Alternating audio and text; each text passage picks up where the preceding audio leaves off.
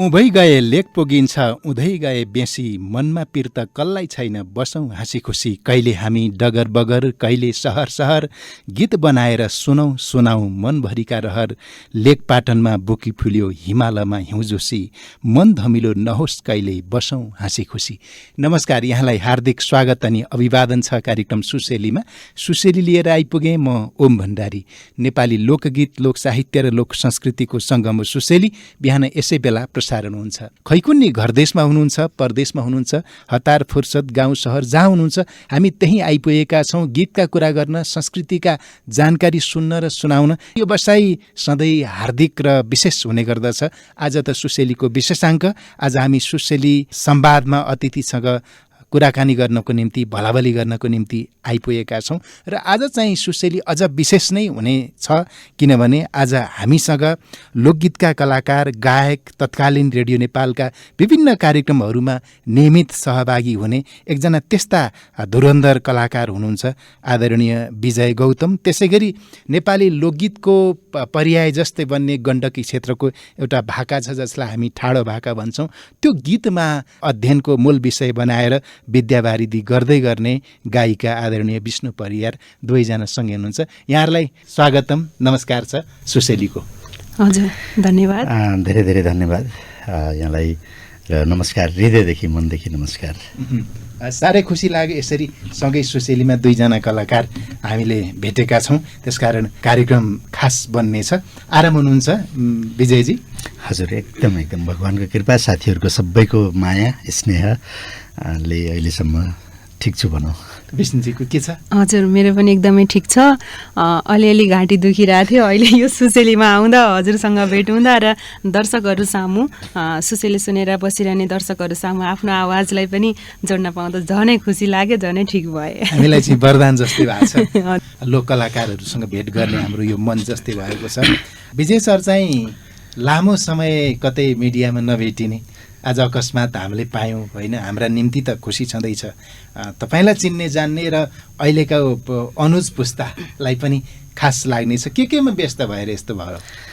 सबभन्दा पहिला समयलाई धेरै धेरै धन्यवाद भन्न चाहे र त्यसैसँगै मेरो पुरानो साथी हजुर उपेन्द्र पन्त, जसले मलाई चाहिँ भाइ भनेर डोर्याउनु भएको हो, ताते ताते गराउनु भएको हो। रेडियो नेपालमा हामी 2044 सालमा सँगै सहकार्य गरेका दाइ हो। उहाँले आज यो रेडियो थाहा संसारसँग जुटाइदिनु भयो र मैले तपाईँलाई भेट्न पाएँ। यो सबैभन्दा ठुलो खुसीको कुरा मेरो लागि, सबभन्दा ठुलो चाहिँ खुसीको क्षण हो यो चाहिँ। म कहाँ व्यस्त थिएँ भन्दा पनि एउटा समयले चाहिँ मलाई, एउटा बाध्यताले, परिस्थिति त्यस्तै आइलागेर म चाहिँ लोकगीतलाई पनि पछ्याउँदै परिवार पाल्नका लागि, पेट पाल्नका लागि विदेशतिर पहुँचाइदिनु परेको थियो। यो मेरो मात्रै पीडा नभएर हामी सबै नेपालीको पीडा हो, कथा हो, व्यथा हो। यो चाहिँ सबैको पीडा हो, त्यो पीडा व्यथा हो। त्यो व्यथाभित्र म पनि पिल्सिएको थिएँ। त्यसरी चाहिँ गीत सङ्गीत त गरिराखेको छु मैले, तर पहिला जसरी निरन्तरता थियो त्यो चाहिँ अलि धेरै नभएको हो कि भन्ने। अब निरन्तर गर्नु अहिले चाहिँ छ। अहिले चाहिँ महिनामा 2टा, कहिले त अब 2 महिनामा 2टा, महिनामै 2टा पनि आयो अहिले आएर एल्बमहरू गरिरहेको छु अहिले गीतहरू। विजय सर, यस अर्थले हामी चाहिँ भाग्यमानी ठान्छौँ होइन, आफूले आफैलाई धनी पनि लाग्छ। उपेन्द्र पन्त जस्ता र उहाँ जस्तै अरू धेरै कलाकारहरू हामीले पायौँ, उहाँहरूको माया आशीर्वाद पाएका छौँ र तपाईँहरू जस्ता अझै धेरै कलाकारहरू यही मेसोबाट भेट्न पाएका छौँ। पन्त सरलाई सधैँ सधैँ यसै गरी विनम्रतापूर्वक धन्यवाद दिइरहन्छौँ जसले यस्ता कलाकारहरूलाई भेट्न पाइयो। अनि विष्णु परियारज्यू, यहाँ चाहिँ मैले अघि सुनाएँ ठाडो भाकामा विद्यावारिधि गर्दै हुनुहुन्छ, पिएचडी गर्दै हुनुहुन्छ। हजुर, मेरो तयारी रहेको छ। मैले चाहिँ स्नातकोत्तर तह जुन पिके क्याम्पसबाट पुरा गरेको थिएँ, पुरा गर्ने अवसर पाएको थिएँ। सोही समयमा चाहिँ मैले शोध विधि चाहिँ लमजुङ जिल्लामा प्रचलित ठाडो भाका लोकगीतमा नै गरेकी हुँ र त्यो ठाडो भाकालाई अध्ययन गर्दै गर्दाखेरि ठाडो भाकालाई नछुटाइकन त्यसलाई नै कन्टिन्यू गरौँ। ठाडो भाका लोकगीतसँग चाहिँ समाज संस्कृतिको चाहिँ कम्युनिकेसन कस्तो छ त, त्यसको सम्बन्ध कस्तो छ भन्ने कुरालाई चाहिँ हेर्ने कोसिस जारी छ अनि तयारी पनि गर्दैछु त्यसको। कहिलेकाहीँ भेडी खर्के बासँग भेट हो, त्यसपछि धनमाया आमासँग त मैले भौतिक भेट गर्न पाइनँ, तर आदरणीय आशबहादुर तामाङ जर साहबसँग चाहिँ कैयौँ पटक कुरा भयो र ठाडो भाकाको बारेमा आंशिक मात्रै जान्दछु। अब तपाईँले लमजुङको ठाडो भाका भनेपछि यहाँको घर सोध्नु परेन, लमजुङ भइहाल्यो होइन। अघि हामीले आदरणीय वरिष्ठ कलाकार उपेन्द्र पन्त उहाँको तनहुँ, अनि यता विजय गौतम सरको चाहिँ मेरो स्याङ्जा, हजुर स्याङ्जा जिल्ला कालीगण्डकी गाउँपालिका वडा नम्बर 4 लमजुङे तनहुँ स्याङ्जालीको भेट भएको यो आफैमा खुसीको कुरा छ। विष्णु परियारज्यू, यहाँले किन गीतमै त्यो पनि ठाडो भाकामै हजुर चाहिँ आफ्नो अध्ययनको मूल विषय बनाउनु भयो? मैले चाहिँ अब कुन हुटुटीले त्यस्तो लाग्यो? त्यस्तो एकदमै बिग्नै हुटहुटी पनि त्यस्तो केही थिएन। अनि पिके क्याम्पसको गेटमा छिर्दै गर्दाखेरि मेरो मस्तिष्कमा पहिलो बिम्ब नै त्यही नै थियो। म यहाँ छिर्दै गर्दाखेरि चाहिँ मेरो गाउँठाउँमा मेरो जिल्लामा प्रचलित गीतहरू चाहिँ लोपोन्मुख अवस्थामा छन् होइन, त्यसलाई चाहिँ अझै मैले उजागर गर्नुपर्छ, त्रिभुवन युनिभर्सिटीको दैलोसम्म पुर्याउनुपर्छ भन्ने बिम्ब चाहिँ त्यो मेरो मस्तिष्कमा थियो। त्यसलाई नै चाहिँ विस्तार गर्ने कार्य गर्दैछु। त्यही त पद्मकन्या क्याम्पसले अहिले पनि सङ्गीतमा लोकगीतमा साह्रै राम्रो काम गरिरहेको रहेछ। सायद केही हप्ता अगाडि मात्रै उहाँहरूको एउटा मिठो प्रस्तुति मैले सुन्न पाएको थिएँ, त्यही सम्झेँ। र मलाई चाहिँ के लाग्छ भने गीत गाउने कलाकारहरू, विजय सर बाजा बजाउने होइन, यसको विस्तृति गर्नेहरू सबै हाम्रा मान्छे लाग्छ। अन्त हामी सबै नेपाली, हामी त्यसमध्ये पनि नजिकको चुलाको मान्छे, एउटै एका पेटबाट जन्मिएको जस्तो के त्यो भएर नि आफ्नो लाग्ने, त्यही आफ्नो लागेर अलि हिकाइले नजिकिन खोज्छु, अन्यथा नलिनु होला। अरू आराम कुशल ठिकठाक, घरतिर सबै राम्रो? अनि मैले अर्को सुने, मैले हजुरलाई चाहिँ यसरी भौतिक भेट गर्ने थाहा मात्रै पाएको थिएँ, आजै अवसर पाएँ। यहाँ वाद्यवादनमा नि त अगाडि हुनुहुन्छ, गीत गाउने मात्रै त होइन। अहिले त्यो सबै नभनौँ। मलाई सबभन्दा खुसीको कुरा चाहिँ तपाईँसँग भेट्न पाएँ, यो नै सबभन्दा ठुलो चाहिँ खुसीको कुरा हो। अहिले सबै कुरा चाहिँ नखोलिदिनुहोस्। सबै नखोल्दा नि केही कुरा त खोल्नुपर्छ कि नेपालमा वाद्यवादकमध्ये थोरै मात्र देखाएको छु पालुवा बाजा बजाउने। हजुर यहाँ पालुवा बाजाको धुरन्धर वादक त हो, धेरै पटक रेडियो प्रसारणका कार्यक्रमहरूमा यहाँको पालुवा गुन्जिएको छ। हजुर, त्यसकारण मैले एकदमै पात बजाउँछु। हजुर, अरू बाजाहरू के छ? अरू बाजाहरू चाहिँ मैले अब जस्तै मैले विजय गौतम लेख्दाखेरि पनि, मेरो थर त्यसरी छुट्याएर लेख्दाखेरि पनि म परियार समुदायको मान्छे हो। नौमती बाजाहरू मैले सबै बजाउँछु। पात बजाउने मेरो रहर बच्चैदेखिको रहर भयो। म रेडियो नेपालमा पनि रेकर्डिस्ट म चाहिँ पात बजाउने आयो भने पछाडि रेडियो नेपालमा पनि साथीहरूले, थुप्रै साथीहरू, जस्तै मैले एकदमै ससम्मानित नाम लिनुपर्छ, आइसिङ लामा, पाण्डव सुनवार दाजी, मदन नेपाली दाजी, उहाँहरू, अब कृष्ण कणेल, मेरो प्यारो साथी कृष्ण कणेल अहिले इन्द्रेणीको सञ्चालक हुनुहुन्छ, हामी सँगै पात बजाउँथ्यौँ। उहाँहरूले चाहिँ मलाई पात टिपेर ल्याइदिनुहुन्थ्यो बजाउनलाई। आज छुट्टीको पात के कसो हो? आज सुसेलीमा आज हामीसँग लोकगीतका धुरन्धर गायक कलाकार, पालुवा बाजा बजाउने एकजना सिपालु विजय गौतम र गायिका विष्णु परियारजी हुनुहुन्छ। उहाँले चाहिँ हामीले जानकारी गराइहाल्यौँ, लमजुङको ठाडो भाकामा विद्यावारिधि गर्दै हुनुहुन्छ। साह्रै खुसीको कुरा हो। हामीसँग यसरी सम्पर्कमा आएका, हामीले देखे पाएका धेरैजनाले कुनै न कुनै विषयमा लोकगीतसँग जोडिएर थुप्रोले विद्यावारिधि गरिसक्नुभयो। यहाँले लमजुङको ठाडो भाका छान्नुभएछ। यसको श्रीवृद्धिमा तपाईँको अध्ययन तपाईँका निम्ति त फलदायी छ नै, आम नेपाली समाजका निम्ति पनि हित उपयोगी हुनेछ। गीत चाहिँ कसरी गीतमा तपाईँ प्रवेश हुनुभयो? अब लमजुङ भनेपछि कसैले भन्नु पर्दैन, त्यहाँ गीत गुन्जन छ। आजा पूजामा होइन, बिहा बर्तुनमा गीत नगायो भने, साथीभाइ सँगै बसिएन भने त्यो आनन्ददायक हुँदैन। लोकगीतको त उद्गम स्थल हो। राष्ट्रकविदेखि लिएर अहिलेको देश विदेशमा सुपरिचित नाम राजु परियार, त्यसपछि बिमा कुमारी दुराहरूको घर त्यहीँ, तपाईँ त्यहीँबाट आउनुभएपछि त्यहाँ त त्यो वातावरण छ। त्यही वातावरणले तपाईँलाई चाहिँ त्यसतिर आकर्षित गरायो, लोभिने भयो कि कसैले पनि प्रेरित गर्यो तपाईँलाई? यसको मुख्य प्रेरित गर्ने कर्ताकै रूपमा लिन्छु मेरी आमालाई। अनि उहाँले पनि गाइरहनुहुन्थ्यो, सुन्ने क्रमहरू हुन्थ्यो।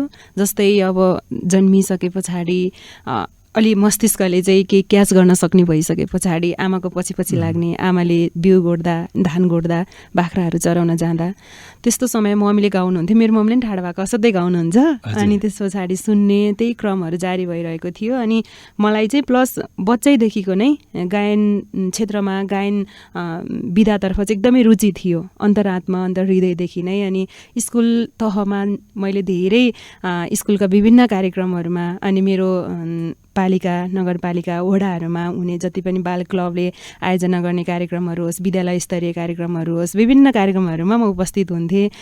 पहिलो स्थान मैले हासिल गरेरै आउँथेँ। अनि त्यस पछाडि त्यही क्रममा चाहिँ मलाई अब जस्तै अघि नै हजुरले नाम लिनुभयो, एउटा वरिष्ठ गायिका आदरणीय दिदी बिमा दिदीको गीतहरू असाध्यै सुन्ने, अनि वरिष्ठ गायक हाम्रो आदरणीय दाई राजु दाईको पनि सुन्ने होइन। त्यो मनमा इच्छा भइसके पछाडि चाहिँ यसरी कसरी गाउने होला, के गर्ने होला भन्ने क्रममा चाहिँ उहाँहरूको गीत सुन्ने र उहाँहरूले कसरी गाउनुहुन्छ भन्ने कुराहरूलाई अनुसरण गर्दै त्यो तरिकाले चाहिँ मेरो गायन क्षेत्र अथवा गायनको यात्रा चाहिँ यसरी नै अगाडि बढेको हो सर। ती सबै प्रेरणाले तपाईँलाई त्यो यो ठाउँमा लिएर आयो। हजुर। र धेरै पुरस्कारहरू पनि जित्नुभयो। घरमा थुप्रो त्यस्ता मायाका चिनो, सम्झनाका पत्रहरू, सम्मान पत्र छन्। हजुर, बच्चैदेखिको मैले मूल विषय पनि यसैलाई बनाउनु पर्छ भनेर त्यसैमा मेरो पनि केही योगदान रहोस् भनेर ठाडो भएका छन्। अब विजय सर, एउटा गीत सुनाउँ जस्तो लाग्यो।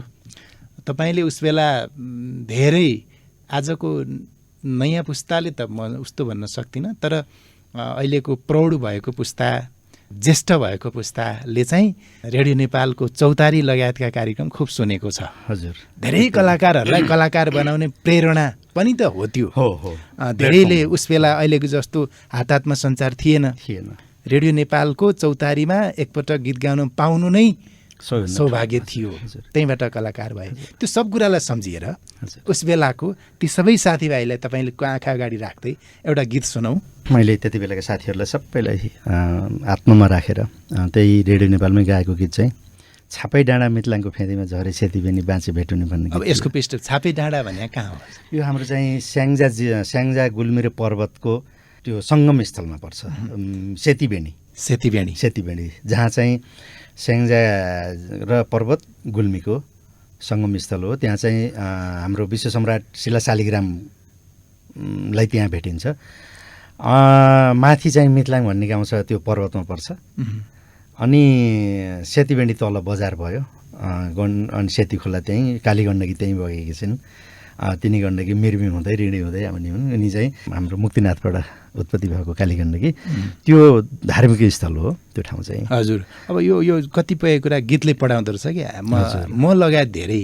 अब मिर्मी त पुग्नु भएको छैन होला। मेरो घरै हो होइन, तपाईँको त घर हुँ। हामी चाहिँ मिर्मी नजाने धेरै छौँ, तर मिर्मी मुनि काली थुनेको भन्ने गीतले मिर्मी मुनि काली थुन र ड्याम बानेर छ भन्ने कुरा थाहा पाउने क्या। अनि गीतले कति पढाउँदो रहेछ। अब हामी गीतले मिर्मी चिनाइदियो। अब हजुरको गीतले त्यो तपाईँको गाउँ पनि चिनाउने भयो, सेतीबेनी पनि थाहा हुने भयो।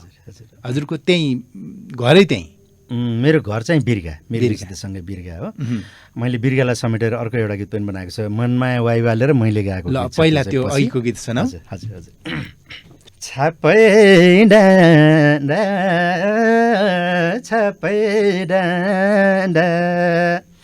मितलाङको फेदीमा झर्यो सेती बेनी बाँचे भेटुनी हे जन्मैदिनमा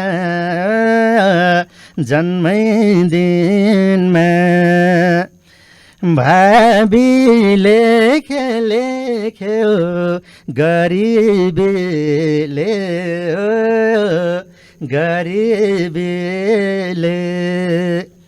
घरबाटै लखेट्यो छापै डाँडा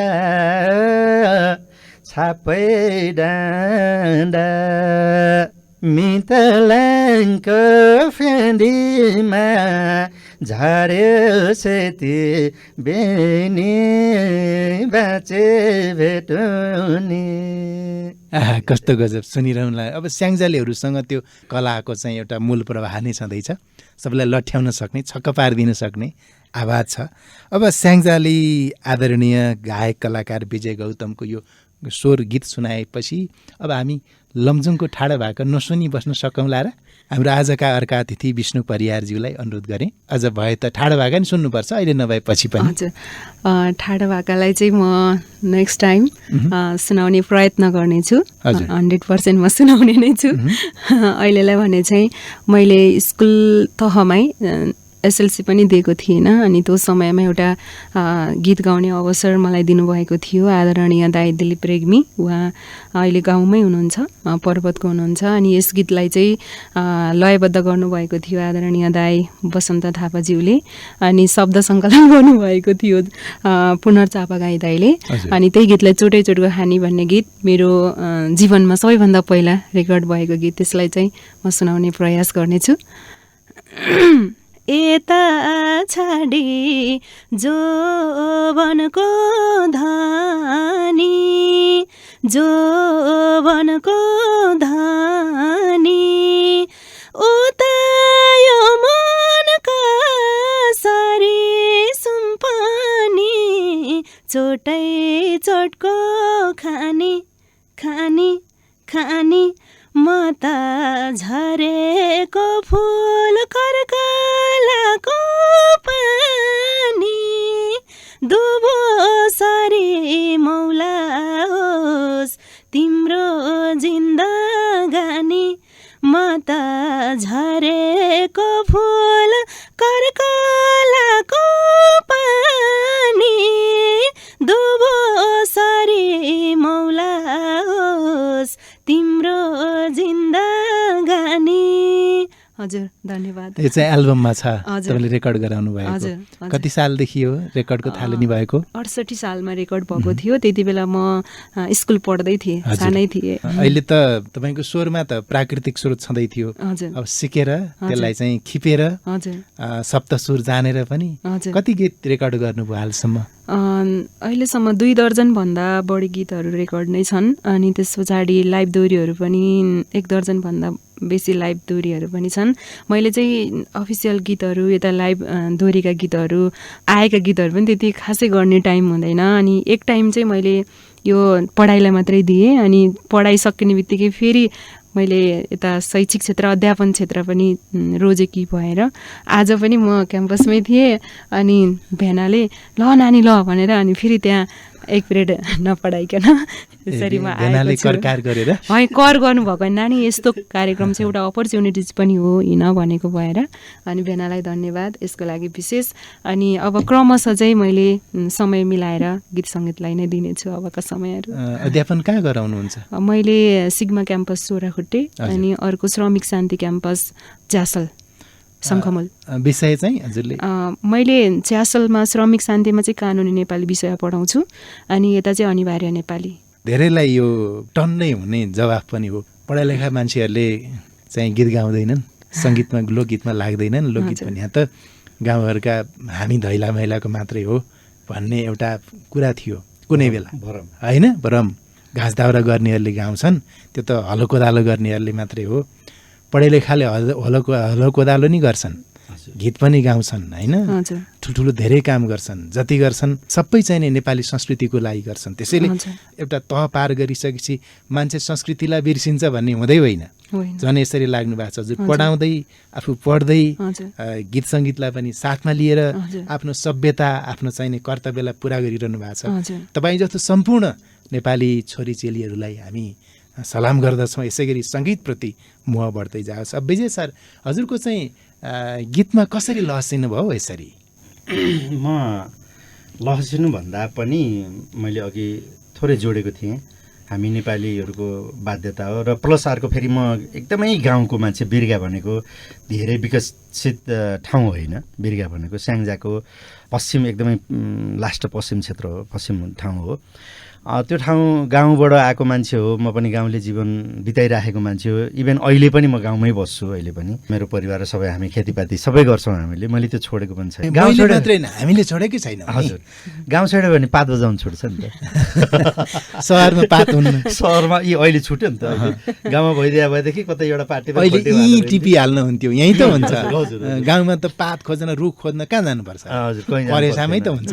यहाँ पात पाइएन, यहाँ पात खोज्नलाई निकै दौडादौडी गर्नुपर्छ। हजुर हजुर, पाइएन। अनि यो चाहिँ मलाई गीत सङ्गीतहरू गर्दै गरे पछाडि गर्दै जाँदाखेरि तपाईँको अब 46 सालमा हामी पुरुषोत्तम दाइसित हामी सँगै कार्यक्रम गरेर हिँड्यौँ। 56 सालमा भगवान भण्डारीसँग यिनी त अब फरक कुराहरू हुन्, अहिले नबोलौँ। कुन कार्यक्रम गऱ्यौँ, हामी सँगै कार्यक्रम गरेर हिँड्यौँ। त्यस पछाडि गएर 65 सालमा एउटा एल्बम लिएर आएँ मैले, मेरो आफैले लेखेको एल्बम। त्यसमा राजु परियार भाइ, मेरो प्यारो भाइ, अनि कृष्ण परियार, देवी घरती, अनि खोमन अधिकारी, मैले गाएको गीत छ। त्यो चाहिँ 65 सालमा लिएर आएँ मैले। एल्बमको नाम चाहिँ मेरो मायामा लागे गरन भन्ने। मेरो मायामा लागे गरन भनेर गीत ल्याएको त त्यसले त यो साङ्गीतिक क्षेत्रलाई नै गरन लगाइदियो। के हो 12 वर्ष गरन लगाइदियो। त्यसपछि अरू गीतै गाउन त्यति गीतै गाइन हेर्नुहोस्। त्यस पछाडि चाहिँ विदेशतिर लागेँ म। तपाईँ अब धेरै, मैले अघि विभिन्न नाम कलाकारिता क्षेत्रका कलाकारहरूको नाम लिनुभयो, उहाँहरूमध्ये धेरै चाहिँ नेपाली सेनाका जागिरी पनि हुन्। जागिरी हुन्। तपाईँ पनि हो? मैले चाहिँ नेपाल प्रहरीमा जागिरी खाएको। मेरो चाहिँ ट्रेनिङ नसिद्धिँदै अब त्यो भाग्यले दिएन, छोडेर हिँडेँ। म त पेन्सन भयो होला, नत्र अर्को महिनाको पेन्सन त 2 भाइ बसेर बाँड्नुपर्छ भनेको त्यो होइन रहेछ। सरकारी पैसा आन्न। अब वृद्ध भत्ता आउँछ अर्को वर्षबाट, अनि भाडाउला। 58 वर्ष भयो। हजुर। अब 2 वर्ष पछाडि वृद्ध भत्ता आउँछ पक्कै। त्यो चाहिँ पहिलोपटक म हजुरलाई यो अहिले म रेडियोबाटै मैले यो वाचा गरेँ। अब मेरो पहिलो भत्ता लिएर म यहीँ आउँछु। हामी हेर्नेछौँ तपाईँको पहिलो भत्ता पैसा कस्ता रहेछन् भनेर। अब राज्य धनी होस् होइन, राज्य सम्पन्न होस्। राज्य सम्पन्न हुनु भनेको नागरिक सम्पन्न हुनु हो। यसै गरी अभर परेकाहरूलाई, ज्येष्ठहरूलाई, दुर्गम क्षेत्रका अथवा आर्थिक हिसाबले अप्ठ्यारोमा परेका हामी सबैलाई सहयोग गर्ने तहमा राज्य पुगोस्। यस्ता राज्यले दिने सामाजिक सुरक्षा भत्ता लगायतका सेवा सुविधाहरू वृद्धि हुँदै जाओस् र हामीले यसरी हाँसी यस्ता कुरा गरेर त्यो राज्यको सुविधा अपनाउने ठाउँमा पुग्योस्। दाइ त्यो अवसर। त्यस पछाडि चाहिँ 65 साल पछाडि त्यसले मलाई एकछिन गरन लगाइदियो। त्यो गीत चाहिँ मेरो मायामा लाग्यो गरन भन्ने गीत गाएको थियौँ हामीले। मलाई ठ्याक्कै गरन लगाइदियो त्यसले। 12 वर्ष जति मैले परिवारलाई हेरेँ। परिवारलाई हेरे पछाडि चाहिँ त्यो पनि त आवश्यक थियो। हजुर। यहाँ त मान्छेले संसारलाई हेर्दा परिवारलाई हेर्दै नहेर्ने भएर पो फेरि त्यता बिग्रिरहेको हुन्छ। त्यता त सफार्नु भयो नि। मैले ठ्याक्कै सङ्गीतलाई चाहिँ एकछिनलाई ब्रेकै लगाएर नै अब जोड्न सकियो नि। हजुर हजुर। अब अहिले पनि हजुरले म अब भत्ता लिने तहमा पुग्न लागिसकेँ भन्नुभयो, तर ज्यान हेर्दा यति हृष्टपुष्ट छ, यति जुझारु हुनुहुन्छ, यति जाँगर छ, यति ऊर्जा छ, सकिहालिन्छ नि। अब त्यस पछाडि चाहिँ आएर मैले तस्बिर छ भित्तामा भन्ने गीत बनाएँ। यो गीतलाई चाहिँ मैले मेरो आफ्नो खर्च गरेर मैले मेरो भाइलाई चाहिँ राजु परियार भाइलाई गाउन लागेको। धेरै गीत गाउनु भएको छ भाइले। म विदेश भएको भएर मलाई यिनी सबै अनुकूल मिलेको थिएन। अनि त्यो गीतलाई चाहिँ मैले लिएर गएर इन्द्रेणीमा चाहिँ दिएँ मैले मेरो प्यारो साथी कृष्ण कर्णेललाई। टेलिभिजनको इन्द्रेणी कार्यक्रममा लिएर गएर यो गीत तपाईँको यो प्लेटफर्मबाट राख्नुहोस्, यसबाट आउने 1-2 रुपियाँ जति पनि आउँछ यहीँ आउने दुःख पाउने दाजुभाइलाई दिइदिनु होला। मैले 2-4 पैसा दिन सक्थेँ। त्यो लगानी त दिन सक्थेँ नि त। गीत गर्दाखेरि कम्तीमा 2-2.5 लाख रुपियाँ खर्च त भयो। त्यो एकैपटक मात्रै हुन्थ्यो। मैले गीत नै उहाँलाई दिएँ। गीत नै उहाँलाई दिएपछि त्यो त जीवन त बाँचुन्जरी मूलै भइरहन्छ। हजुर। दुध दिने घिउ दिने भन्दा नि गाई नै लैनो गाई दिएपछि त जति घाँस हाल्नुहुन्छ उति दुध आउला, सधैँभरि आइरहला, सुविधा लिनुहोस् होइन भनेर मैले त्यसरी त्यो गीत उहाँलाई दिएँ। त्यस पछाडि गएर मान्छेको जुनी भन्ने गीत आयो। त्यस पछाडि बैँसा सापटी भन्ने गीत लिएर आएँ। अनि आधी खोलाको भन्ने गीत औडा गीत ल्याउनु पर्छ हजुरले। आधी खोलाको गीत लिएर आएँ। त्यस पछाडि गएर पोखरामा सेती डुबेको भन्ने गीत आयो। त्यस पछाडि गएर एकदमै पपुलर गीत चाहिँ 15 लाख दर्शक श्रोताले मन पराइदिनु भएको। म उहाँहरूलाई सबैलाई मनदेखि हृदयदेखि सम्मान गर्छु, उहाँहरूप्रति नमन गर्छु। के गर्यो बैँसाले भन्ने गीत लिएर आएँ मैले। के गरेछ बैँसाले एकचोटि सुन्नु न। तपाईले धेरै दर्शकले हेरे भन्नुभयो होइन, तपाईँको आफ्नो मूल्याङ्कनमा सबभन्दा बढी रुचाइएको भन्नुभयो होइन। सुनौ न एक चरण गीत चाहिँ के गर्यो वैशाले देवी आचार्य मेरो उनी पनि साली पर्छिन् साइनुले हजुर उनले र मैले सम्झना भण्डारीले गाएको गीत हो यो गीत चाहिँ एकदमै मन पराएको गीत हो 10 लाखभन्दा बढी टिकटकरले मन पराइदिनु भएको छ उहाँहरूलाई पनि सुन्न मन गरेँ मैले ल एकचोटि हामी के गर्यो वैशाले बाला जवान किन्ने थिए पैसाले वैशाले बाला जवान किन्ने थिए पैसाले ए वैशाले बाला जवान किन्ने थिए पैसाले त्यसै 15 लाखले हेरे भनेर छ पैसाको कुरा जवानको कुरा होइन धन पैसा र प्रेमको त्यो चाहिने मूल्याङ्कनको कुरा स्याङ्जा बिर्गाका विजय गौतम अनि लमजुङ हजुरको ठ्याक्कै घर खाँबो चाहिँ हामी पूर्वेलीहरूले त थलोकिलो भन्छौँ हजुर हजुर मेरो चाहिँ लमजुङ राइनस नगरपालिका 3 हो माथि डाँडाखर्का पहिला अनि अहिले चाहिँ हामी तल छौँ 7 विषय अल्काटार भन्ने ठाउँमा अहिले अल्काटार पहिलाको डाँडाखर्का हजुर का विष्णु परियार हुनुहुन्छ दुवैजना कलाकार तपाईँ त रेडियो नेपाल कलाकार भन्ने मैले के हो मैले रेडियो नेपालको थुप्रै गीतहरू गाएको छु चौतारी कार्यक्रममा गाएका गीतहरू हुन् दाइ दिदीहरूले यो गाम भनेर सँगै गाउने भन्दा पनि अझै बढी पात बजाउने अझै बढी दाइ त्यो चाहिँ सधैँ बजाउने हो कार्यक्रममा कस्तो बजाइन्थ्यो त्यो हामीले सुन्दा चाहिँ कहिले कहिले फलाना मेला गएको चौतारीमा भेट्यो मेला गएर आइछन् घर जान ढिलो भने त्यो विभिन्न किसिमका पार्श्व आवाजहरू आउने तपाईँहरू रेडिमेड कलाकारहरू हुनुहुन्थ्यो है त्यहाँ हामी तपाईँहरूले बजाएर त्यस्तो आउने हजुर हजुर त्यो थियो अनि त्यसपछि गएर मैले चाहिँ पोखरामा सेती डुबेको गीत बनाएँ शान्तिश्रीसित गाएँ शान्तारानी परियारसित त्यो गीत गरेँ मनमाया वाइबेसित कालीमाथि बिर्गा भन्ने गाउँछ भन्ने गाएँ मैले प्यारी बहिनी मनमाया वाइबालाई सम्झेँ मैले यहाँदेखि एउटा सम्मान गरेँ मेरो गाउँलाई लेखेको गीत हो अहिले भर्खरै बजारमा चाहिँ 1 महिना जति भयो यो गीत बजेको जौवानै बहिना हो भन्ने मेरो प्यारी साली विष्णु परियार उहाँले र उहाँ पनि साली हो हजुर यो सरकारी बेना हो कि म हजुर कस्तो रमाइलो उहाँले र मैले गाएको जोबानै बहिना भयो भन्ने गीत एउटा लिएर आयौँ हामीले त्यो गीतको भ्युज कति गएको छ आफ्नो ठाउँमा हो दर्शक श्रोताको मन कति तान्न सकियो त्यो आफ्नो ठाउँमा रह्यो त्यस पछाडि फेरि अस्ति मात्रै हिजो छोडेर अस्ति मात्रै एउटा तिजोको गीत गायौँ बेना सालले फेरि त्यो भ्याइसक्नुभयो हजुर तिजाउन लाइभ बाँकी नै छ तर गीत बजारमा आइसक्यो तपाईँहरूले पनि एउटा रेकर्ड गराइसक्नुभयो हजुर आज सायद सम्भवतः आज साँझ त्यो गीत चाहिँ रिलिज हुन्छ तिजोको गीत अर्को एउटा जोबानै बहिना भयो भन्ने गीत चाहिँ मेरी सालीले र मैले ल दाजु मैले गनिनँ कति पो भए थुप्रो भए त अहिले हजुरले सम्झेका भन्दा पनि हजुर हजुर कोही एल्बममा उति बेला रिलवाला पनि गरेँ मैले हजुर अनि अहिले त रिलवाला चक्का छैन सिडी पनि आउन छोडिहाल्यो गीत रेकर्ड गर्ने ड्याङ्का ड्याङ चाहिँ त्यो युट्युबमा राख्ने कतिले हेर्छन् त्यहीँ हेर्नुहुन्छ अनि खोज्नु पर्यो भने युट्युबमै खोज्ने मेरो आफ्नै च्यानल छ युट्युब च्यानल के नाम आलमदेवी इन्टरटेनमेन्ट आलमदेवी इन्टरटेनमेन्ट त्यो आलमदेवी उही हजुर स्याङ्जाकै हो बिर्गा छेउछाउ हजुर प्रसिद्ध दिनदिनै पूजा गर्ने भरभाकल गर्ने ठाउँ त्यति गरेपछि त कसो फल्यो त्यहाँ चाहिँ राज खानदानको कुल पूजा हुन्छ त्यो मन्दिरमा राज परिवारको चाहिँ कुल पूजा गरिन्छ त्यो तपाईँले स्वर परीक्षा दिनुभयो कि दिएको हजुर रेडियो नेपाल 44 सालमा दिएको मैले उत्तीर्ण भइजानुभयो हजुर खसेडीमा रेडियो नेपालको चौतारीमा राम्रो रमाइलो त छँदै थियो एकदम पाण्डव दाईसँगै त हो एकदम उहाँ प्रस्तुता हजुर तपाईँहरू कलाकार हजुर आइसिङलामा दाई रमाइलो थियो एकदम रमाइलो रेकर्डेड हुन्थ्यो होइन रेकर्डेड हजुर दाईहरूलाई एकदमै सम्मान गरेँ मैले यहाँदेखिबाट हिजै मात्रै म हाम्रो के अरे मेजर साहबलाई लिएर गएँ म त्यहाँ रेडियो नेपाल उपेन्द्र पन्तजीलाई लिएर गएँ दाईलाई लिएर गएँ उहाँ गए पछाडि पुराना साथीहरू मध्येका कोही खोजेको अब त्यति बेलाका पुराना साथीहरूले धेरैले जाहेर छोडिसक्नु भएको छ कोही त माथि पनि पुग्नु भयो होला नभनौँ कोही त माथि पनि पुग्नु भयो संसारै छोड्नु भयो पालो त्यही हो ढिलो चाँडो होइन पालो त्यसलाई पनि अन्यथा मान्न भएन तर कलाकार भने कवि साहित्यकार लेखक त यस्तो रहेछ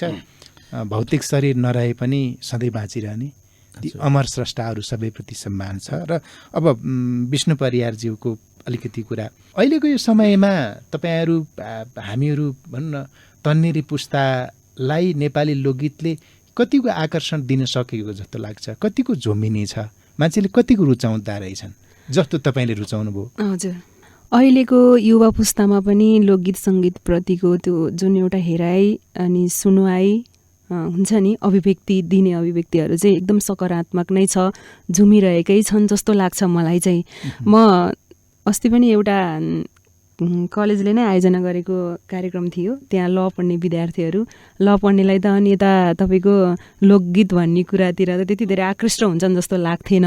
अनि त्यहाँनिर अगाडि गएर मैले एउटा गीत गाइरहेको थिएँ, जवानै भएन भयो भन्ने।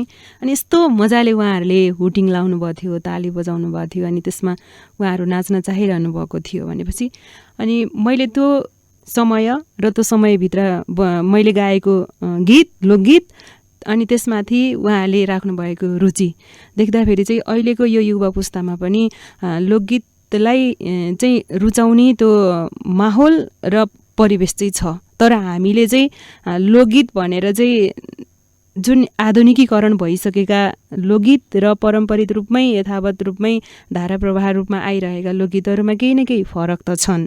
तर हामीले चाहिँ त्यो गीतलाई एउटा आधुनिक बनाएर त्यसको संरचना र त्यसको स्वरूपलाई नबिगारिकन उनीहरूको रुचाइ अनुसार उनीहरूको इच्छा अनुसार चाहिँ दिन सक्यो भने चाहिँ लोकगीतको महत्त्व चाहिँ छ, एकदमै छ।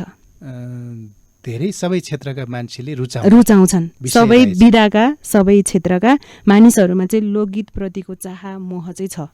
हुन त मैले दाइ यहीँ वकिल साहबसँग कुरा गरेको छु।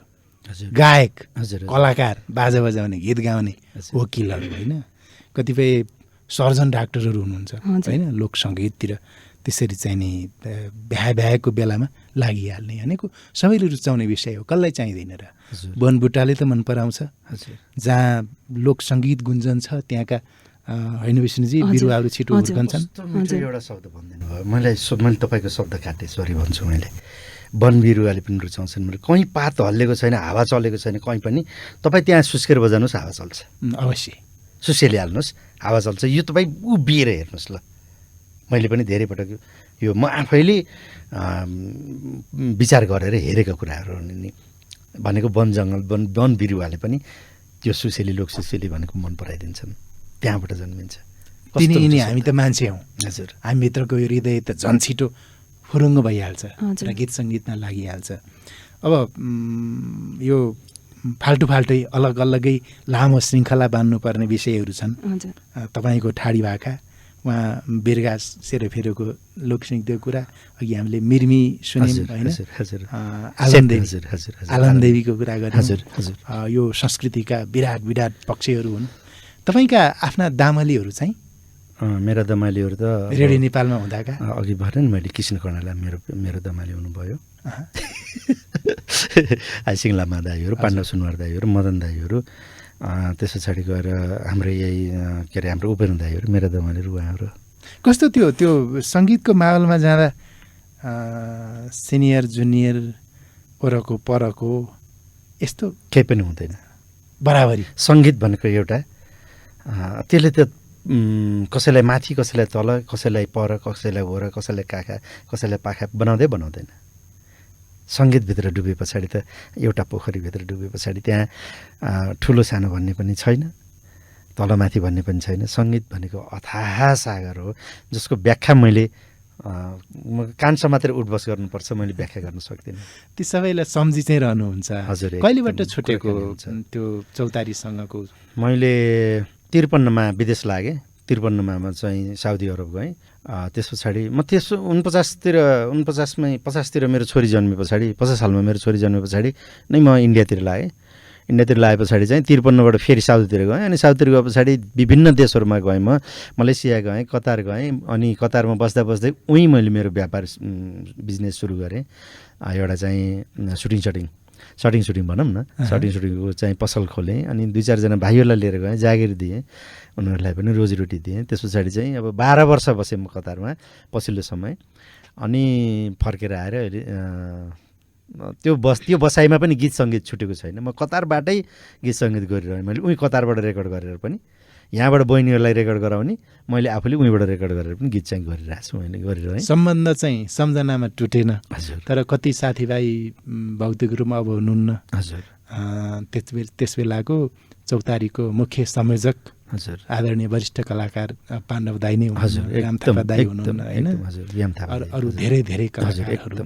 तर त्यो सम्झिँदा पनि आनन्द लाग्ने त्यो समय थियो, त्यो प्रस्तुति थियो। अहिले पनि त्यो सम्झिँदाखेरि आँखाबाट आँसु झर्छन् सर, र मन एक प्रकारको ठट्टा मजाक होइन कति रमाइलो हुन्थ्यो, हाँसखेल। कति रमाइलो। मलाई अब त्यहाँ दाइहरूले देखेपछि पाते आयो, पात लिएर आएछ, नभए पात लिएर आयो भन्नुहुन्थ्यो दाइहरूले। पाते आयो पात लिएर आयो पात बजाउँछ भनेर। पात बजाउँछ भन्नुहुन्थ्यो। अनि मेरो कामै पात बजाउने। दाइहरूले यो जानेछस् तैँले, यो गीत ल मैले गाउँछु तैँले बजा है त भन्ने, तपाईँ गाउनु नि दाइ भनेर मैले सँगै चाहिँ पात बजाउने।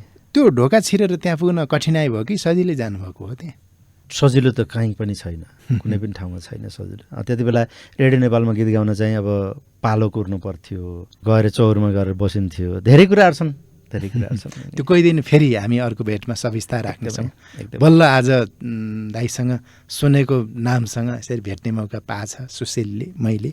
अब विष्णु परियारज्यू, ठाडो भाका कस्तो गीत हो लमजुङको? ठाडो भाका चाहिँ तपाईँको लोकगीतका विभिन्न प्रकारहरूमध्येको एउटा प्रकार हो, जसमा चाहिँ अन्य लोकगीतको भन्दा लय फरक छ, त्यसको संरचना फरक छ। यति नै भनेर किटान गर्न सकिँदैन।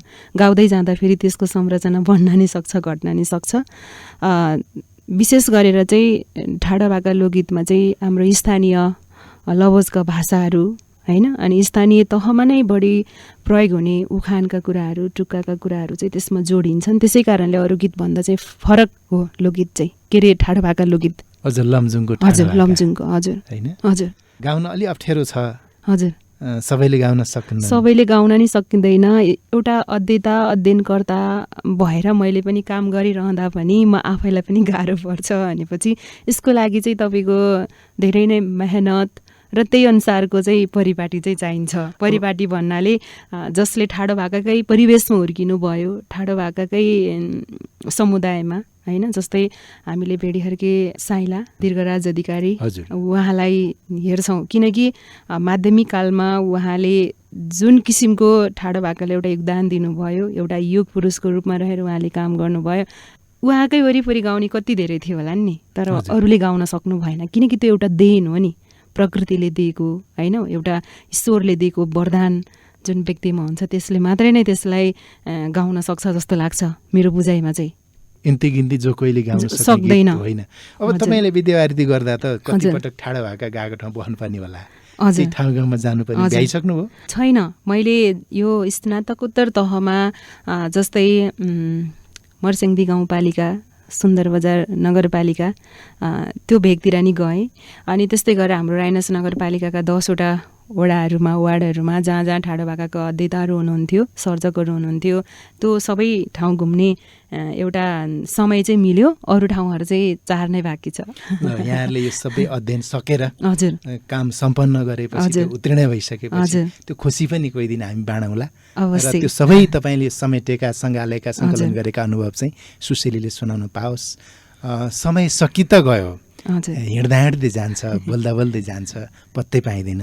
यहाँहरू दुवैजनालाई हार्दिक धन्यवाद छ र सविस्तार कुरा गर्न सुशीलीले यहाँहरूको पुनरागमनको अपेक्षा गरेर पर्खिरहनेछ। धन्यवाद। धन्यवाद एकदम। तपाईँसँग भेट्नु पाउनु भनेको आजको दिन हाम्रो शुभ दिन हो। अब यहाँबाट हाम्रो शुभ सायद नै सुरु भएको। हजुर, तपाईँसँग भेट्नु पाउनु मेरा लागि चाहिँ वरदान हो। म अनुग्रही छु यहाँहरू दुवैजनाप्रति। आदरणीय वरिष्ठ गायक कलाकार विजय गौतमज्यू र गायिका विष्णु परियारज्यूसँग भएको यही सुशीली संवादसँगै आजलाई कार्यक्रमको समय सकियो। सुनिदिनु भयो, तपाईँलाई धन्यवाद छ। भोलि फेरि भेटौँला। नमस्कार।